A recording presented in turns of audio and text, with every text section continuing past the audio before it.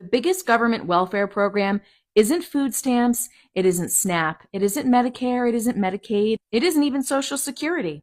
It's free land to white people. It was called the Homestead Act. Come, let's do our homework. And the problem is this. White people, people who look like you and me, we've allowed white supremacy to flourish in this country for generations and generations and generations, so long that people don't even recognize it, myself included sometimes, right? I had a moment just last weekend or just earlier this week in New Orleans where I was speaking with a guy on a trolley who grew up there. And he's like, well, you're from the South, right? I grew up in North Carolina. That is the South. You might want to fight me on that. It's not the deep South. He said, you know why everyone's so polite here? And I was like, I don't. And he was like, well, we had to be. He was like, everyone had to be polite to each other, especially black people to white people, because if we didn't address them properly, we would get killed. I make U.S. history content, and I didn't even think about that. I grew up in the South, and I didn't even think about that. That's how normalized every day white supremacy is in our country. And if the white people in this country don't decide that they're going to extricate the cancer that is white supremacy from themselves, from their homes, from their communities, from everything that they are surrounded with, we will be right back in this position 5 years from now, 10 years from now, however long it takes for the cycle to regenerate, because it will happen. It's been white supremacy. It will be white supremacy. It's always been that. And if we don't work towards it to fix it now, then when? Oh, and by the way, if you're a white person watching this, guarantee you, when we get rid of white supremacy and the systemic white supremacy that kills people every day, every single one of us will be healthier. We'll all be wealthier. We'll have better access to food. We could even have walkable cities. We could have walkable cities, but that's white supremacy in action, right? The way we've designed our cities is white supremacy in action. So just think about where you want this country to be in 5 or 10 years. I am incredibly fucking tired of being poor. I'm tired of living in fucking squalor. I just want basic shit to fucking work. I want to be able to get a shower. I want pipes that'll fucking drain. I want a toilet that I don't have to take the goddamn lid off to manually make stop flowing. I want a car that I don't have to fucking share with 3 other people just to make all of our lives function. I want an oven that doesn't give my cats a goddamn asthma attack. I'm so tired of working my fucking ass off just to have a life that's shitty and low quality and uncomfortable and cold and sweaty and tired, no matter how much fucking work I put in. I am so tired of my life just meaning nothing. The human experience is fucking worth more than this. If you've created a society in which life's most profound problems can be solved with a green slip of cloth, then you've made an objectively terrible society. I want to talk about Let's it. talk about it. Let's spend Speaking some time on of it. our black community and where we genuinely are today, I want to talk about SNAP. Okay, let's do it. Because I am upset, too fit to be tired about what's happening with SNAP. I am very upset. First, I wrote, because I want to make sure I say these things, okay? 42 million people on SNAP, that's 1 out of 8 Americans use SNAP. 1 out of 8, okay? Ooh. So how I'm seeing all these videos of white folks talking about, SNAP shouldn't be you. Ooh, I'm mad. Okay. Of those 1 in 8, or of those 42 million, 40% are children. Ooh. 40% are children. So I don't even understand how people could justify children going hungry. I don't see how anybody. All right? There are 1.2 million veterans on SNAP. 22,000 active duty military on SNAP. 8 million seniors active. Okay? 1/3 of all SNAP households have a working person. They just don't make it. They don't make ends meet, right? So that's why you see a case like Walmart where a high percentage of their employees use SNAP. Right. A great part of their money that they make each month is from SNAP. Mm-hmm. That's why Walmart's going to be mad with this administration, yeah. right? Guess how much they get a month? Everybody's talking about, you're not supposed to be buying Oreos and living luxury and blah, blah, blah. Nope, $188 now. $188 now? a month. That's $6 a day to feed. $6 a day. And let me end this with, white Americans are the largest racial group to use SNAP. Yes. It's about 37% of them on SNAP, which means 18 million white folks are on SNAP. And I have seen the nastiest, most ridiculous ass videos from white people judging SNAP because, again, they've associated it with black people. Right? And at the end of the day, they may call black people in certain circumstances ghetto. They may want to call themselves different, but they still need help. They still broke, right? And to have them just going on and acting like it's only black people. And they act like black people are buying BMWs, honey. You shouldn't have lashes and your nails done and get snapped. I have seen so many things like that. And this is the thing. First of all, they don't recognize how ingenious and creative we are. Because within our communities, we do each other's stuff. Yes. We're not in the salons paying it. But again, 188. 188. 188. You know, Randy B., I have been on Snap twice in my lifetime. When I was in college, I thought it was a genius idea. The summer that I was supposed to do an internship with AmeriCorps and they didn't pay us, I thought it was a genius idea. I'm going to go up to the food stamp office and get me some food stamps. And it worked. Yeah. 1.2 million college students are on SNAP. See, brilliant. Currently. Brilliant. Yeah. Well, I'm still stuck on the 22,000 active military members. Yes. How is the government not paying you enough? And you're defending our country. You are serving our country, and you don't have enough money. So the problem, again, is not with the girl that you think is abusing SNAP. It's with the billionaires who will not pay their employees enough money to live. Because that's incredible. To live. So most people are working. A third of households are working, and the ones who aren't, they're either children or elderly for the most part. And so they are underemployed. They are underwaged. See, y'all love to come on this app and be racist and be colorist and call black people the EBC community and sit here and say that Hispanic people are taking y'all government assistance and da-da-da-da. It takes 2 seconds to do a Google search and be educated. Not only can you go look up the list for government assistance, you can go look up the demographics for who is on that list. And if y'all look right here, what does that say? Whites. How much do y'all make up on government assistance? Again, it takes 2 seconds to educate yourself. And coming from somebody who has high-paying clients with my business, 90% of my high-paying clients are black. They have their own businesses doing all of that without business loans because they can't get them half of the times. So they have to rely on their own community, and 90% of the time, they figure something out. White people, you know I love y'all to death, but I got to get something straight with y'all right now. It's been brought to my attention several times, that for whatever reason, y'all think that black people are the ones that's been using all the welfare benefits. No, sweetie. Out of all the demographics in the world, white people are the ones who have been using welfare the most.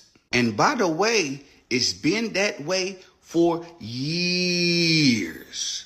It's not black people. It's white people. Y'all are the ones that's on welfare. Believe it or not. Like, as of now, I think it's probably like 36% or something like that of white people on welfare to like 26% or 25% of black people. And there's nothing wrong with that. Ain't nothing wrong with that. But just get your facts straight. I know it's hard to believe and I know it's hard to receive. But it's y'all that are getting all the benefits. It's y'all that's on welfare. It's not the black folks. It's not the Hispanic folks. It's no other culture other than y'all. And again, that's okay.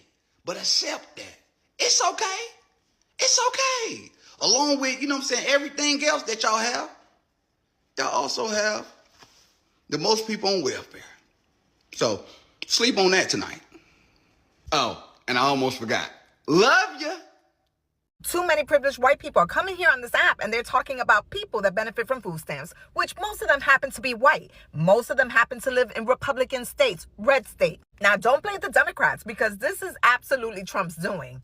He can fund it if he wanted to. He's funding ICE. He's sending $40 billion to Argentina. Why are you not mad with him? The only thing the Democrats want to do is make sure that you have affordable health care. And people are getting their notice. So not only you're not going to have your food stamps until the government is back in order, but you're going to have a big freaking healthcare bill coming January. And before you start coming over here complaining about the Democrats, I need you to go to the videos in which people are crying, teachers, healthcare professionals, in which their insurance has doubled or even tripled. Good luck on trying to get food and trying to stay healthy. I'm not sure how long this is going to last, but this is the frustration that we have with you, a lot of MAGA people, because you guys still haven't done your due diligence in reading Project 2025, in which they are trying to destabilize the government and that they want to do away with all the safety net. Why? Because it caused chaos. But I'm going to tell you who's going to be just fine. It's going to be the black and brown people, because we have always been resilient. How about you go to your legislator and tell them how much your insurance premium is going up? Or how about you tell your legislator you want me to have children, you want me to raise children, but you don't want to give me money to feed these children. Stop telling women what to do with their body if you're not going to help them in the end. Anyway, my recommendation for you is to download the app called 5.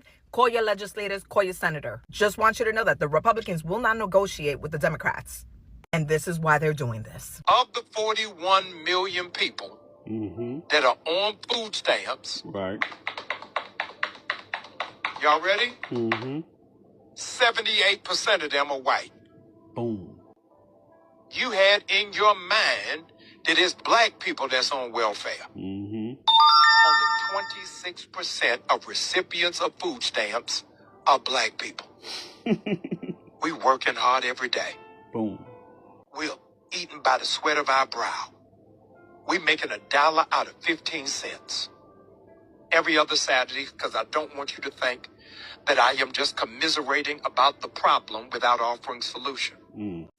So I'm not really sure how I made it over to the white men crying on video about their finances side of TikTok. But I was over there for a little bit. And at first I was like laughing, because it's like FAFO, right? Because like y'all voted for this and now it's affecting you. But then I started to think, like, these are normally the people that, and so to see them online in this much disarray, where they're on video crying in full tears about their finances and how mad they are,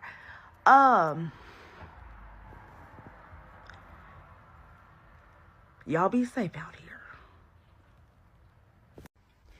Full disclosure, clearly I am a white, non-Indigenous person, but the level of hypocrisy, I think is the word for it, amongst my peers. So, give an example. So there's a homeless epidemic Australia-wide.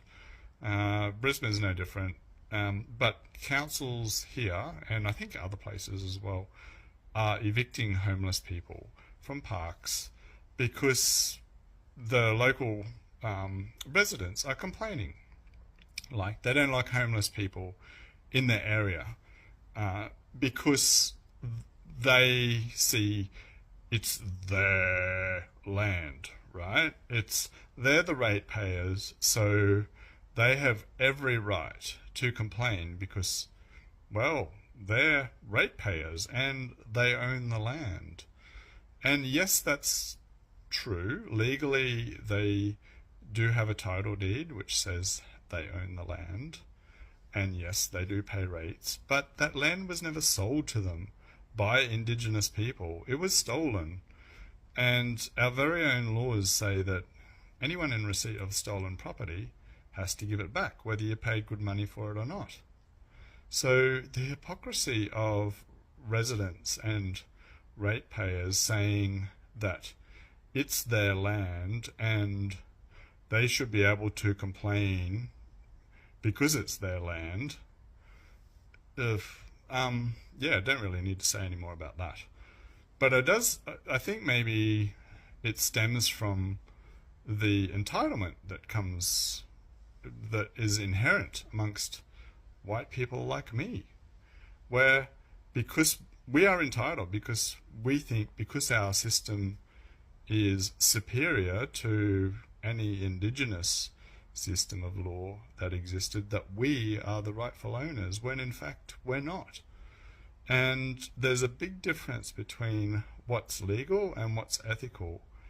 And it's not ethical for any of us to claim ownership of any land here, and therefore to in any way have want anything to be done about homeless people on that same land. It's as much a homeless person's land as it is a rate holder's piece of land. Historically speaking, white people have always been adverse to manual labor. They have always found some way to source out their labor, whether it be tilling the lands, farming their food, mining the mines, the railroads. Now, in the age of manufacturing, it's all of their products, right? And the Chinese have been able to take advantage of this aversion. They've built their whole economy around it, in fact. It's actually funny because it's like a two-step mental process, because in white people's justification that they aren't made for manual labor, they've created a whole economy around servicing where they don't have to do manual labor, and then convince the entire world that people who do manual labor are less valuable. By service providing, I mean all the computer, hello, how are you doing type shit, right? The email drafting and basically the corporate bourgeoisie world, right? And that's really just the slave versus the overseer mindset, right? Someone does all the work and then you have someone manage the workers. That's basically what white supremacy is. Racism has always just been their justification for not wanting to be laborers. And the job market, the corporate world, the college educated, all of that is used to justify their aversion to labor. So here we are 159 years later, which is when slavery ended. We've established an entire economy around managing laborers. We source everything in America because of white people's aversion to labor, and then we slap logos on it, slap all this mental cognitive. Everything that white people have created is jumping mental loops to justify the fact that they do not labor at all. There's no difference in these products. They're all made in China, right? The only difference is they create this sense of branding and comfort around imaging and all of these things to get you to have the mental cognitive to buy the branding, because the products are all the same, because they're all made at the same factory. Everything about white supremacy is just jumping through mental loops to make you forget the fact that they do not make anything, that they are not laborers, that they refuse to do work, right? So that we will continue to spend money and work for them. The economy in America thrives off of all of this mental manipulation, because the truth of the matter is we do not make anything. We just manage everything. We manage our image. We manage the propaganda about who we are to the rest of the world, about what it is that white people actually do for jobs in America. It's all mental manipulation. We're a country of narcissists. Yikes. Trump has instituted a 5-step economic plan to sabotage the economy. This is an in-depth for TikTok analysis, so settle in for a few minutes. So what he's doing: shrinking the labor force, cutting off international trade, destabilizing the financial system, weakening core institutions, and consolidating wealth and power. So step 1, shrinking the labor force. Trump is deliberately creating worker shortages, removing millions of undocumented workers from farms, construction sites, hotels, and restaurants. Undocumented workers make up roughly half, yes, half of agricultural workers. And Trump knows this and what it will do to the food supply. Food is rotting in the fields with no one to harvest the crops. Housing construction has stalled, raising prices nationwide. Hospitality and tourism sectors face record staffing crisis. The result? Food shortages, higher prices, supply chain disruption. Now he's attacking legal immigration. The $100,000 H-1B visa fee makes it nearly impossible for tech companies to hire skilled workers. Tech will move to India, Canada, and Europe, leaving the US behind. Restricting student visas cuts off a future talent pipeline in medicine, science, and engineering. The goal: make the US businesses struggle to operate, forcing closures and driving up consumer prices. Number 2, cut off international trade. Trump's trade policies isolate America from the global markets, hurting exports and consumers at the same time. Tariffs on imports raise everyday prices for goods. Retaliatory tariffs by other nations then block U.S. exports, which have devastating effects on farmers and manufacturers. Pulling out of agreements like the TPP and threatening NAFTA partners pushes allies towards China's RCEP. the EU, MESCOR, and all other non-US trading blocs, leaving the US isolated. Allies like Japan, South Korea, and Australia now trade more with China than with America. The goal: collapse export-driven industries while raising domestic costs, creating economic desperation. Number 3, destabilize the financial system. Trump is undermining the foundations of the US dollar, which underpins the entire global economy. Publicly attacking and threatening to replace Fed officials destroys market confidence. Businesses can't plan or borrow when they fear politically driven interest rates. Trump has openly suggested renegotiating or defaulting on US debt, a move that would send global markets into chaos. And as US reserve currency status weakens, inflation will skyrocket and retirement savings will evaporate. Given tax cuts for billionaires and corporations with no offset will balloon the national debt and raise borrowing costs. Goal: trigger financial panic, erode trust in the dollar, and push global investors to abandon the US. Step 4, weaken the core institutions. Strong economies require stable, predictable institutions, and Trump is actively dismantling them in the US. And he's turning courts and regulators into partisan tools, which scares investors and discourages entrepreneurship. Businesses need neutral enforcement of contracts to function. Trump destroys that trust. Slashing budgets and hollowing out expertise in the Department of Commerce and the State Department and regulatory agencies, the US has become incapable of coordinating trade policy or negotiating deals, leaving foreign rivals with the upper hand. The goal: turn government into an unreliable, unpredictable force, discouraging growth and making citizens dependent on Trump for stability. And the final step: consolidating wealth and power for himself. Once the system collapses, Trump and his allies seize control of what's left. As farms, factories, and businesses fail, Trump-aligned billionaires buy them at dollars on the penny, just like Russian oligarchs after the Soviet collapse. Trump deregulates industries for corporations while leaving consumers unprotected, maximizing profits for his allies. With ordinary Americans broke and scared, they accept authoritarian control in exchange for the illusion of order. The ultra-rich rule as oligarchs with Trump as the figurehead. His goal: create a Russian-style oligarchy where wealth and power are concentrated among a handful of loyal insiders. Individually, these actions look like bad policies or political incompetence, but together they form a clear pattern of economic sabotage. Shrink the labor force so industries collapse, cut off international trade to isolate the US and destroy exports, destabilize the financial system to trigger a panic, weaken core institutions so no one can resist, consolidate wealth and power into the hands of Trump and his allies. This is the blueprint for authoritarian takeover. And quite quickly, America won't have a democracy. It will have a playground for oligarchs. And what are Americans doing about this? Tell me, because I don't know. So, like, do any other poor people feel this way, right? Like, I'm planning again for my monthly budget, or, like, usually it ends up being a yearly budget, and I just overwhelm myself. Every single month I do this. And my car insurance went up.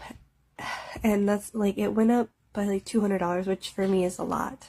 And I don't know why I do this to myself, where, like, I feel like setting goals a year, 2, 3 years down the line is just so, like, I need to do it now. Like, I have to find a way to do it now. If I can't do it now, it's never going to get done. Like, I'm never going to realize this goal. Like, I need to get a driveway. I need to do this. I need blah, blah, blah. But that's, like, but it makes me so stressed out when I think of things that way. And also, like, if you came to me and you're like, hey, you only have, like, 3 more years left to live, like, do with that what you will, I wouldn't be stressing out about these things that I'm stressing out about. Like, I wouldn't be stressing out about the fact that, like, I need to paint my barn, and I need to put up a fence, and I need to, like, you know, it's, I don't know. So I don't know, like, what my priorities should be, and then because of that, I feel like my priorities are split between be happy and pay off your credit card debt, you know? And I don't know what the right choice is, because everyone's like, oh, clearly you need to pay off your credit card debt, but, like, also, like, I would like to leave the country one time. Like, I would like to leave the continental United States. So that's, just let me know if that's how you guys, if anyone else feels this way, because and then, like, I'll watch people who do, like, low, like, gross annual income budgeting, and this is a completely other tangent, and they started, like, $4,000 a month, and I was like, if I made $4,000 a month, I wouldn't be having this problem. And let me take this time to renew my hatred for Bernie Sanders, who came on Twitter saying that this is about the Democrats leaving the working class. The Democrats never left the working class. Working class white people got upset and went to the Republican Party where they could be openly racist and angry and blame everybody except for the billionaires whose pockets they are fattening and whose power they are giving theirs to. And if we as a party and as a culture on the left are not going to ever talk about racism and white people's problems with non-white people having access to the same types of benefits that they have, so that if we happen to do better than them, that they don't panic and freak out and think somebody's taking something away from them, that they accept that it was on our own merit and our own terms because we have the same chance as them, we're not going to get anywhere. What you guys are talking about is courting racists back into our party, while the base of your party is black people, the only people who show up for you every single time. And you are telling us that the reason these other people are not showing up is because they're worried about the economy? Yes, they are. But their worry about the economy is rooted in racist beliefs and talking points that are being perpetuated by the other side. And it's a religious dogma type of propaganda that they're putting out here. And we can't combat that with facts. These people religiously believe these things. We can't logically talk them out of it. And continuously placing the blame on economic anxiety and not getting down to the root of that and where it is coming from is so disingenuous and so frustrating. And that's why I will not support Bernie Sanders, because he keeps trying to act like this is a dollars and cents issue. It's not. Dollars and cents are part of it, but racism and sexism and all the phobias are also tied into it. This is about straight white men struggling to grasp onto power, white women backing them up because they associate them with that power, and other marginalized groups feeling like if they could get close to that power by also supporting them, that they can have that same success, which is ironically what the people on that side do not want them to have. Hi. Today's a conversation about white people comparing this epidemic to the Great Depression. Now, they're talking about we're getting government handouts and how they're tired of it and everything. We all know that Roosevelt implemented the Federal Emergency Relief Act May 12th of 1933. No black person got assistance then. I can promise you that. We weren't even considered people. So how can you complain about something like this? I'm confused. How is this anything like the Great Depression? Y'all make up an excuse for anything because y'all just see minorities on handouts and you just assume this. The white people that don't work. There are generations of white families that have been on public assistance since it started. So never think that it's only minorities. White people get food stamps. They get Medicaid. They get assistance all the time. They were the first to receive it. But it's a problem. Minorities get it. Could someone answer that for me? The white people in USA, they are suffering. They are crying all over social media, stating that their life has become very expensive and unbearable. They are begging the black people to intervene so that they can remove this regime. They thought that voting for Trump, everything will be good and it will be best for them. According to these people, black people are the ones who are supposed to suffer. They are stating that black people, they suffer because of their skin. And right now, they are the ones suffering in their own country. They're saying that they cannot even afford food. They cannot even afford gas. They're saying that they even think that Trump is after them, that Trump wants to finish all of them. They're saying that Trump was supposed to make America great again, but right now it's worse because of the VAT, because of the tariffs. It has increased taxation and a lot of people cannot even afford food. They're saying that they are regretting voting for Trump and they want everyone to intervene, to come together and remove this regime. To be honest, I don't think the black people, they are going to join them because they want them not to vote for